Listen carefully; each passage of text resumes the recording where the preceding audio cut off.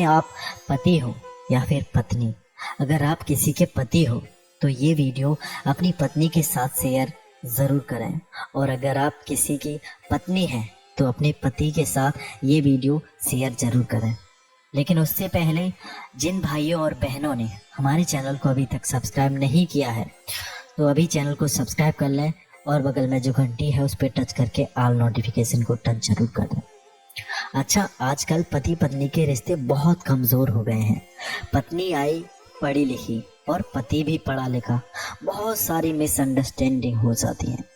समस्या ये है कि पति भी 50,000 रुपये कमाता है और पत्नी भी 50,000 कमाती है। अब किसी दिन पति ने कहा, अरे सुनो ज़रा, यहाँ आओ, ज़रा ये देखो, ये तुमने गलती कर दी। अब ज़रा उसको कह दिया कि तुमने ये गलत कर दिया है, थोड़ा ये कर लो तो सही हो जाएगा। अब तो पत्नी गुस्सा हो गई कि ज़्यादा उपदेश मत दिया करो, मैं तुमसे कम पढ़ी लिखी नहीं हूँ, तुमसे ज़्यादा कमाती हूँ। अरे भाई, पत्नी भी कमा रही है, पति भी कमा रहा है, बात बुरी नहीं है, पर पत्नियां कमा कमा कर ये कहेंगी कि हम पैसा कमा रहे हैं तो क्या होगा? क्या आपके रिश्ते चल पाएंगे? दोनों कमाएं, अच्छी बात है, पर दोनों एक दूसरे को अपनी कमाई की अकड़ ना दिखाएं। कमाओ, अच्छी बात है, पर अकड़ मत दिखाओ। रिश्तों में अकड़ ना हो, रिश्तों में अहंकार ना हो। मैं इनसे श्रेष्ठ हूँ, पति कहता है, मैं तुमसे बड़ा हूँ। अरे नहीं, तुम दोनों में से कोई बड़ा या छोटा थोड़ी ना है, तुम दोनों तो साइकिल के दो पहिए हो। अब ये बोलो कि साइकिल के कौन सा पहिया बड़ा है, ये तो गलत है। साइकिल में अगर आगे वाले पहिए की ज़रूरत है तो पीछे वाले की भी उतनी ही ज़रूरत है। कोई 1% भी बड़ा या छोटा नहीं है। तो पति पत्नी जब जीवन में बराबर का सम्मान पाते हैं, एक दूसरे की इज्जत करते हैं, तो वो रिश्ते बहुत अच्छे होते हैं, वो गाड़ी बहुत लंबी चलती है। कई बार पति कहता है, सुनो, हम तो बाहर जाकर कमाते हैं, तुम तो घर पर पड़ी रहती हो, कोई काम तो करती नहीं, बस खाना बनाकर खिला देती हो और कहती रहती हो दिन भर काम करती हूँ, दिन भर काम करती हूँ। तो पति लोग ना पत्नियों को ताने मारते हैं कि हम कमाते हैं, तुम तो घर पर ही पड़ी रहती हो, घर का ही काम करती हो बस। अरे नहीं साहब, जरा एक बार तुम घर का काम करके देख लो। जितना आवश्यक बाहर का काम है उतना ही आवश्यक घर का काम है। इसका तात्पर्य ये नहीं है कि आप बड़े हो गए हैं, कि आप पैसा कमाते हैं, और इसका मतलब ये नहीं कि पत्नी छोटी हो गई क्योंकि वो दाल रोटी बना रही है।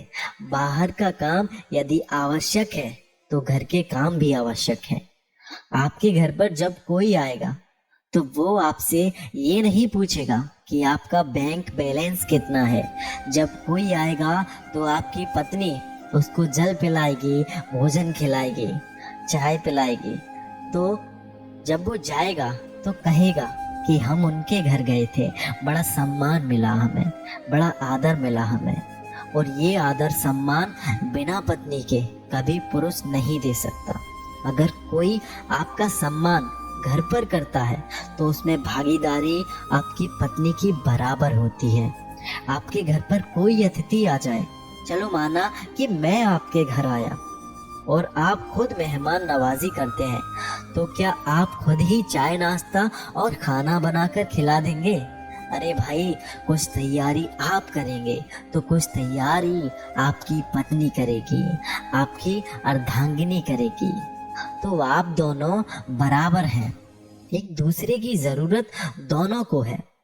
पति अगर मोबाइल है तो पत्नी सिम कार्ड है, दोनों की ही आवश्यकता है। अकेला मोबाइल क्या करेगा और अकेला सिम कार्ड क्या करेगा? तो पति तो मोबाइल है और पत्नी सिम कार्ड है। जैसे मोबाइल के अंदर सिम होती है, वैसे ही घर के अंदर पत्नी होती है। बस थोड़ी सी समझदारी की जरूरत है। यदि हम भारत के लोग ये थोड़ी सी समझदारी रखें पति अपने पत्नी का आदर करे और पत्नी अपने पति का सम्मान करने लग जाए तो वो आपका घर घर नहीं रह जाएगा, आपका घर स्वर्ग बन जाएगा।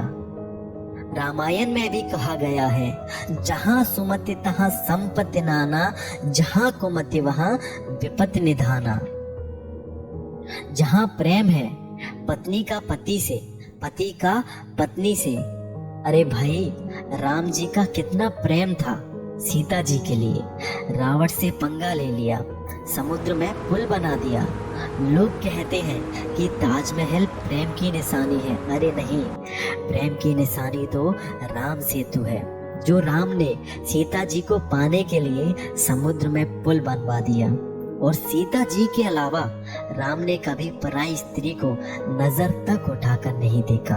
अर्थात पतिव्रता नारी अगर होती है तो पति को भी पत्नी व्रता होना चाहिए। पति पत्नी से प्रेम करे और पत्नी पति से प्रेम करे, और फिर इसी प्रेम से आप अपने घर को स्वर्ग बना लें। बस थोड़ी सी समझदारी आ जाए ये पति और पत्नी में। कई बार तो पति पत्नी छोटी छोटी बातों पर झगड़ जाते हैं।